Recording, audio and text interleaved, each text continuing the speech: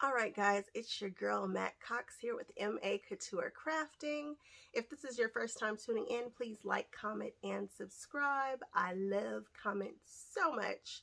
So for this one, we are going to be doing another mug rug. And what I like about this is it is in some more masculine colors. Definitely cute. We got to do something for the guys out there too, or people who just don't like all of this. So I went from one extreme to the next. This one here is very cottagecore pastels. This guy here is definitely not that. This is a man's man kind of mug rug, in my opinion. Things that I did differently than all the other ones is this one has a woven panel up here. And also I used foam. So like I could throw this like you can hear it. This has got some heft to it. And I did that because I wanted it to really kind of be puffy and have a super quilted look to it.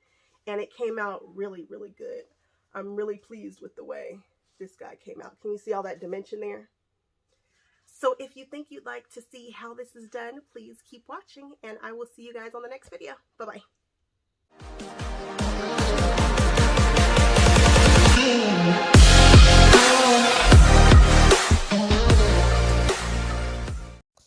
All right, so, I'm always making very, I guess you could say feminine stuff. Let's do something that has more of a masculine feel. So I had an idea that I wanted to do a woven mug rug. So let's see how that comes out. And I didn't have a ton of grunge fabric in the color that I needed. So this is that Tim Holtz fabric that I am obsessed with that I purchased and really didn't have a clear idea what I was going to do with it. Here, this is just some scraps. I don't even know from what project this came from. I think this was the military. This was the Quilt of Valor fabric that I had left over. I'm cutting strips, but as you can see, I don't have a ton of this fabric. So the the part that is going to be woven is going to be a small part. So I did 1-inch strips and I cut quite a few, but I didn't cut the whole panel in 1-inch strips because I didn't want to waste it. So I think I did like 10, I think I did about 10 strips. And now I'm cutting this at a cutting the strip at a diagonal angle so that I can put it through this bias tape maker. If you've ever wondered what these guys do, this is it right here. It's going to fold the fabric equally from each side and give me a 1/2 inch. So you always cut it, you double the size. So if it's 1/2 inch, I cut 1-inch strips. And then you just run your iron down the side and that seals it up. This is some fusible interfacing. It's featherweight, super, super lightweight. And I'm making sure that I can feel the glue dots. They're up. So you want to be sure to feel the glue dots. Otherwise, you're going to iron it down and you're going to ruin your foam core here. I show me making this foam core on my postcard, quilted postcards. And I know that I need a 5 by 5 inch square of woven material. So I'm just marking with pins kind of where that is. And then those lines are there to help you get, to keep it straight. I really like my wovens on this angle here. And this is a 45-degree angle.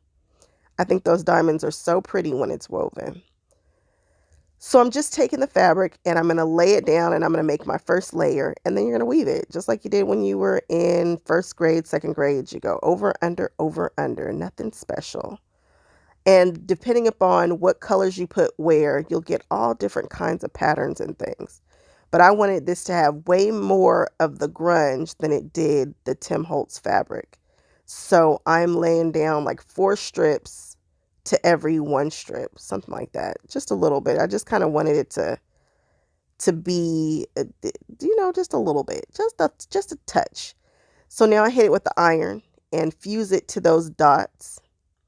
And then I'm going to go over it with painter's tape and just secure it even more so that I can remove these pins.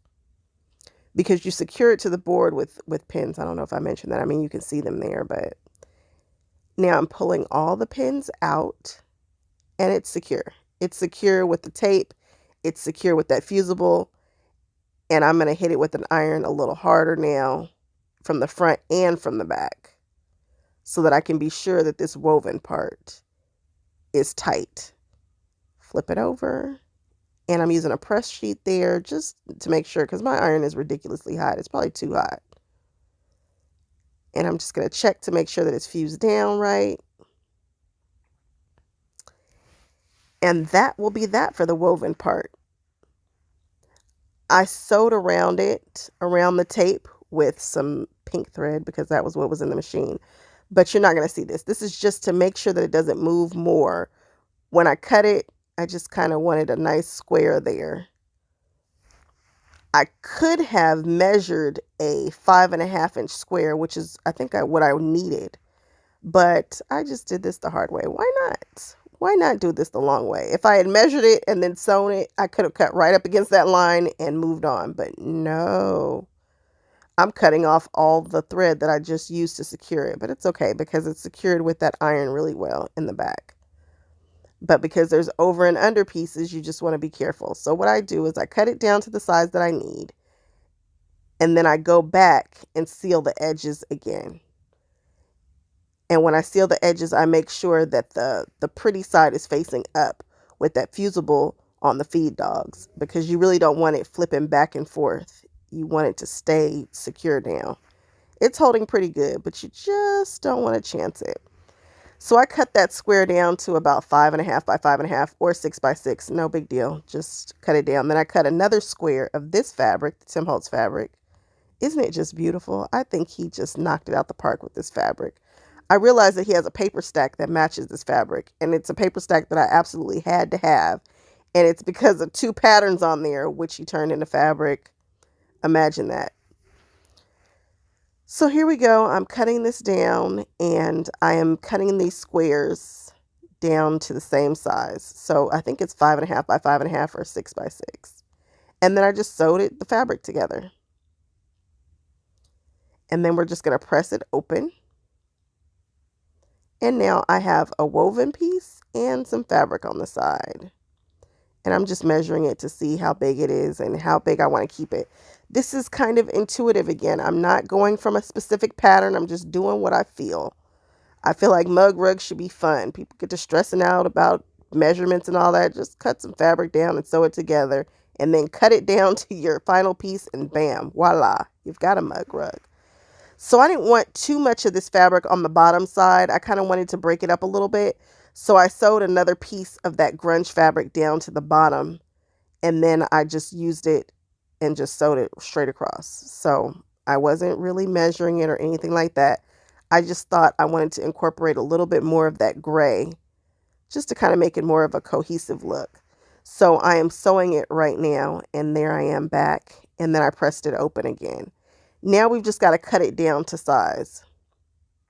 I'm debating what size I want it. And again, I like to keep my mug rugs about 8.5 by 11 at the largest. I prefer to do like 8 by 11, 8 by 10, that kind of thing. I like them in a rectangle. I don't like square mug rugs. They don't look right to me, but that's just me and my aesthetic. And as you can see, I have overhang here, not a big deal. But I go around just kind of chopping away at it until I'm pleased with what I have. And at one point I had a square, like right now it's a square. And I'm like, ugh, don't want that. So I'm just kind of figuring out how big I want it. So then I decided that I wanted to use batting. And then I changed my mind. I thought, well, what if I used Pellon? I'm cutting these little 5 by 5 because I'm going to do a little teacup cozy to go with it. But I thought, what if I use Pellon? What would happen? Would it give me that really thick quilty kind of effect? Yes, it does. And it's cool. I like it. And these, again, this can be washed. It's not a big deal. It can be thrown right in the washer. You don't have to really worry about it. So I cut this down to the same size as the mug rug. And remember, whatever you start sewing on stuff, it usually shrinks to the center. So I know that I'm going to end up trimming this down again at some point after I finish the quilting. So I needed a back panel. This is actually fusible, which is cool. And I think I had a little bit more grunge left. So I was able to cut the grunge down a little bit larger than that front panel. And now I'm heating it up because the foam that I'm using, that's about 1/4 inch thick, it's fusible. So I fused it down, which was fun. And then we just flip it over, and then I'm going to fuse this pretty side facing me to that foam. so that it does not move. And then I got to pick in my quilting cotton threads, and I'm like, do I want to do an orange? I was really debating doing an orange, but we already have that weave going on. Now I've got to quilt it.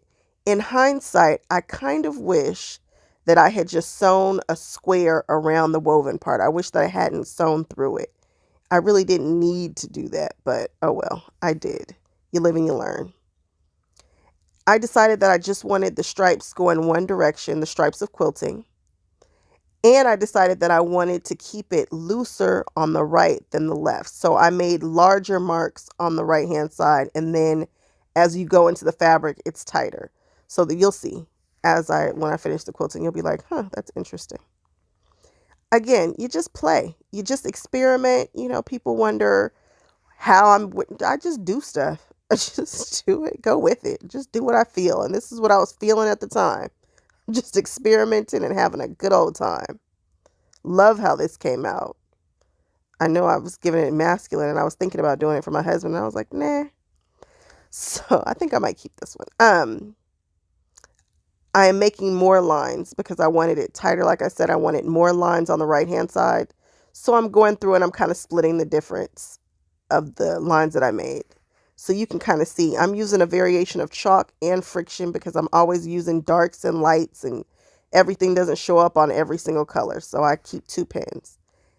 And as you can see, I sewed it through there. And now I'm going to cut the strips for the binding. And I'm cutting a 2 1/4 inch strip here. Look at that fabric. Isn't it just delicious? Oh, I just love it. Again, 2 1/4 for these because they're so small.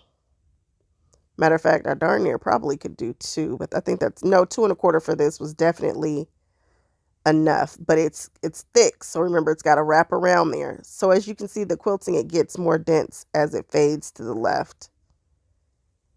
I like that. It's kind of cool. And it's definitely super puffy and quilty, and I like it.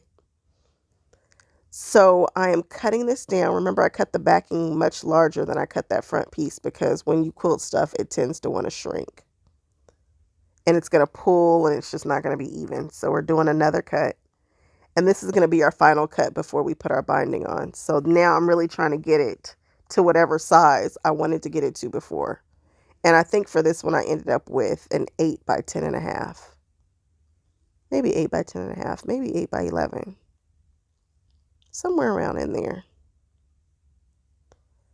But whatever it is, it's not a big deal. You get what you get. You don't throw a fit. And I'm just cleaning this up so that it's just nice and clean. And now I'm going to take this strip and sew it around the edges. Now we're making the teacup cozy. If you want to see how I bind, check out part 2 and 3 of making a mug rug because I show the binding process in that one, and 2 especially. So for here, I made a square, made an X, sewed through the X's. Now I'm marking 1 inch in and 1/2 inch up. If you'd like to see a slower video of this done, again, check out the other Bowl Cozy series videos. I'll put a link to it in the bio for sure. I've sewn through them. I'm cutting off the excess dart material. We're going to make the pretty sides kiss. We are going to take some wonder clips and just clip these darts in place and put some pins in to remember to back stitch where you start and finish and leave an opening.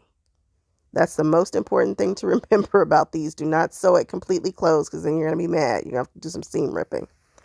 These have already been sewn. Now I am clipping off the corners because we're getting ready to flip it inside out. And again, if you want a slower video of this, please check out the other videos in this series where I slow down making this teacup cozy and putting the binding on that on the mug rug. So now we're just popping out these corners. And I like this colorway. I think it's really, really interesting. Let me know what you think about doing a more masculine one. If this was a good idea, if you want to see more of these, let me know.